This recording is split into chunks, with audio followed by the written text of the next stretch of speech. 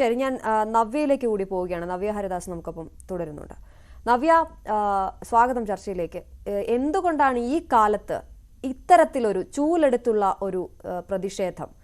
ഞങ്ങളുടെ കടപ്പുറത്തേക്ക് വരികയാണെങ്കിൽ, ഞങ്ങളുടെ ഈ പ്രദേശത്തേക്ക് ഇങ്ങനെ നിങ്ങൾ വരികയാണെങ്കിൽ ഞങ്ങൾ ഇനി ചൂലെടുത്ത് പ്രയോഗിക്കും എന്ന് പറഞ്ഞുകൊണ്ട് അമ്മമാർ നടന്നു പോകുന്ന, അതും ചെറിയ കുട്ടികളെയും ഒക്കെ കയ്യിൽ പിടിച്ച് നടന്നു പോകുന്ന അമ്മമാരുടെ കാഴ്ചയാണ് നമ്മൾ കണ്ടത്. അതെന്താണ്? കേരളത്തിന് പുറത്തു നിന്നുള്ള ആളുകൾക്ക് പോലും അത് കാണുമ്പോൾ ഇതെന്താണ് എന്ന് തോന്നിപ്പോകുന്ന, ഈ കാലത്ത് ഇത് നടക്കുമോ എന്നൊക്കെ തോന്നിപ്പോകുന്ന ദൃശ്യങ്ങളാണ് കഴിഞ്ഞ ദിവസം അവിടെ നിന്ന് കണ്ടത്. നിങ്ങൾ എന്തിനാണ് അങ്ങനെ അത്തരത്തിലൊരു സമരത്തിന് ഇറങ്ങിയത്? എന്താണ് ഉദ്ദേശിച്ചത്?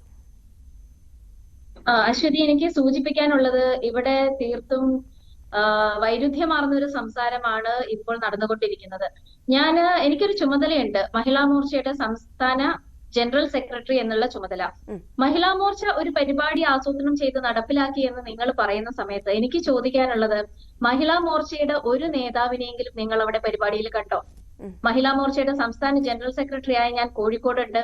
മഹിളാ മോർച്ചയ്ക്ക് ജില്ലാ പ്രസിഡന്റും ജില്ലാ ജനറൽ സെക്രട്ടറിമാരും ജില്ലാ ഘടകമുണ്ട്. അത് കഴിഞ്ഞ് മണ്ഡലം തലത്തിൽ വിങ്ങുണ്ട്. അത് കഴിഞ്ഞ് ഏരിയ തലത്തിലും കൃത്യമായിട്ടുള്ള ആസൂത്രണം ചെയ്ത് നടപ്പിലാക്കുന്ന ഒരു മോർച്ച തന്നെയാണ് മഹിളാ മോർച്ച. മഹിളാ മോർച്ചയുടെ പരിപാടികൾ സംഘടിപ്പിക്കുന്ന സമയത്ത് തീർച്ചയായിട്ടും BJPയുടെ കൊടി ഉണ്ടാവാറുണ്ട്, ബാനർ ഉണ്ടാകാറുണ്ട്.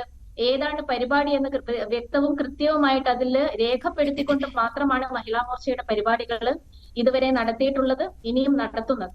അപ്പൊ അവിടെ നടന്നിട്ടുള്ള ഒരു പ്രാദേശിക വിഷയം അത് മഹിളാ മോർച്ചയാണ് എന്ന് മാധ്യമങ്ങൾ വരുത്തി തീർക്കുന്ന സമയത്ത് ഇത് മഹിളാ മോർച്ചയുടെ തലയിൽ കെട്ടിവെക്കാനുള്ള ഒരു ആസൂത്രിതമായിട്ടുള്ള ഒരു നീക്കം എന്ന നിലയ്ക്ക് മാത്രമേ ഞങ്ങൾക്ക് കാണാൻ സാധിക്കൂ. നവ്യ, ഞാൻ ഒന്ന് ഇടപെട്ടോട്ടെ. മാധ്യമങ്ങളെ പറഞ്ഞതുകൊണ്ട് മാത്രം ഒന്ന് ഇടപെടുകയാണ് താങ്കൾ ഇപ്പോൾ പറയുമ്പോൾ.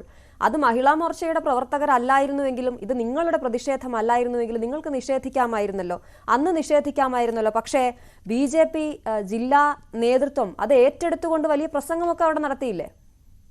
BJP ജില്ലാ നേതൃത്വം ഏറ്റെടുത്തതല്ല.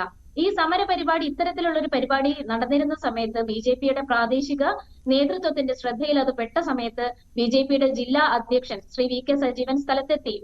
അദ്ദേഹം അവിടെ എത്തിയതിനു ശേഷം പ്രദേശവാസികളോട് കാര്യങ്ങൾ ചോദിച്ചറിഞ്ഞതിന് ശേഷം ഭാരതീയ ജനതാ പാർട്ടിയുടെ പരിപൂർണ പിന്തുണ ആ പരിപാടിക്ക് പ്രഖ്യാപിക്കുകയാണ് ഉണ്ടായിട്ടുള്ളത്. കാരണം അവരിൽ നിന്നും കേട്ടറിഞ്ഞതിൽ വെച്ച് ആ സമരം എന്തിനു വേണ്ടിയായിരുന്നു എന്നുള്ളത് തീർത്തും വളച്ചൊടിക്കുന്ന തരത്തിലാണ് പിന്നീടുണ്ടായിരുന്ന മാധ്യമ സൃഷ്ടികളെല്ലാം തന്നെ, അതല്ലെങ്കിൽ മറ്റ് രാഷ്ട്രീയ പാർട്ടികൾ എല്ലാവരും തന്നെ അതിനെ വളച്ചൊടിച്ചുകൊണ്ടാണ് മുന്നോട്ട് പോയിട്ടുള്ളത്. അതിൽ മഹിളാ മോർച്ചയുടെ ഒറ്റ പ്രവർത്തക പോലും ഇല്ല എന്ന കാര്യം ഞാൻ തറപ്പിച്ചു പറയാൻ ആഗ്രഹിക്കുകയാണ്. ഭാരതീയ ജനതാ പാർട്ടിയുടെ നേതൃത്വത്തിലല്ല പരിപാടി നടന്നിട്ടുള്ളത്. അത് ഞങ്ങൾ വിടുന്നു. അത് പോട്ടെ, അതിനകത്ത് ആരൊക്കെ ഉണ്ടായിരുന്നു, അല്ലെങ്കിൽ മഹിളാ മോർച്ചയുടെ ഒരു പ്രവർത്തകയെങ്കിലും ഉണ്ടോ എന്നുള്ള കാര്യം വിടുന്നു. പക്ഷെ നിങ്ങൾ അത് ഏറ്റെടുത്തല്ലോ ആ സമരത്തിന് ചൂലുമായി കടപ്പുറത്ത് കാറ്റുകൊള്ളാൻ വരുന്നവരെ ചൂലുമായി ഞങ്ങൾ ഓടിക്കുമെന്ന് പറയുന്ന ഒരു സമരം എങ്ങനെയാണ് BJPയെ പോലുള്ള ഒരു പാർട്ടി ഏറ്റെടുക്കുക? നിങ്ങൾ ഈ ഒരു തരത്തിലേക്ക്, ഈ ഒരു ആംഗിളിലേക്ക് നിങ്ങൾ പോകാതെ എന്തായിരുന്നു അവിടെ ഉണ്ടായിരുന്ന സമയം നവ്യ മനസ്സിലാക്കിയത് പറയൂ. എന്താണ് അവിടെ സംഭവിക്കുന്നതെന്ന് പറയൂ. അശ്വതി, ഞാൻ സംസാരിക്കട്ടെ. ഈ കോനാട് കടപ്പുറത്ത് ഇത്രയും നാൾ ഉണ്ടായിരുന്ന സംഭവ വികാസങ്ങൾ എന്തൊക്കെയായിരുന്നു എന്നുള്ളതിനെ കുറിച്ച് ഒരു പഠനം അറ്റ്ലീസ്റ്റ് പിറ്റേ ദിവസം സമരം നടത്തിയിരുന്ന DYFI എങ്കിലും നടത്തേണ്ടിയിരുന്നു എന്നുള്ളതാണ് ഞങ്ങൾക്ക് പറയാനുള്ളത്. അവിടെ നമ്മുടെ കോഴിക്കോട് നഗരത്തിലെ 24 ഡാർക്ക് സ്പോട്സ് ഉണ്ട്. അത് പോലീസ് ഐഡന്റിഫൈ ചെയ്തിട്ടുള്ള ഡാർക്ക് സ്പോട്സ് ആണ്. അതിൽ ഒന്നാണ് ഈ കോനാട് കടപ്പുറം. ഈ കോനാട് കടപ്പുറത്ത് തുടർച്ചയായിട്ട് ഇത്തരത്തിലുള്ള വിഷയങ്ങൾ, മയക്കുമരുന്ന് കച്ചവടം നടക്കുന്നു എന്നുള്ള പരാമർശങ്ങൾ നിരവധിയായിട്ട് ഉയർന്നു വന്നിട്ടുണ്ട്. ഇവിടെ എനിക്ക് മുൻപേ സംസാരിച്ച ഒരു നേതാവ് ഇവിടെ സൂചിപ്പിക്കുകയുണ്ടായി എന്തുകൊണ്ട് പോലീസിൽ ഇത് അറിയിച്ചിട്ടില്ല എന്നുള്ളത്. എനിക്ക് അഭ്യർത്ഥിക്കാനുള്ളത്, താങ്കൾ വെള്ളയിൽ പോലീസ് സ്റ്റേഷനിൽ ഒന്ന് ചെന്ന് പരിശോധിക്കണം. ഭാരതീയ ജനതാ പാർട്ടിയുടെ നേതൃത്വത്തിൽ മുൻപ് പരിപാടികൾ ഇതിനോടനുബന്ധിച്ചുകൊണ്ട് നടത്തിയിട്ടുണ്ട്, പരാതികൾ കൊടുത്തിട്ടുണ്ട്. ഈ വെള്ളയിൽ സ്റ്റേഷനിൽ, പോലീസ് സ്റ്റേഷന്റെ പരിധിയിൽ ഒരു ജനമൈത്രി വിഭാഗമുണ്ട്.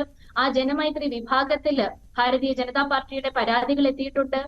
ഈ പ്രദേശത്ത് നിന്നും, പ്രദേശവാസികളിൽ നിന്നും ഒപ്പുശേഖരണം നടത്തിക്കൊണ്ട് പരാതി എഴുത്തു മുഖേന തന്നെ പോലീസ് സ്റ്റേഷനിൽ എത്തിച്ചിട്ടുണ്ട്.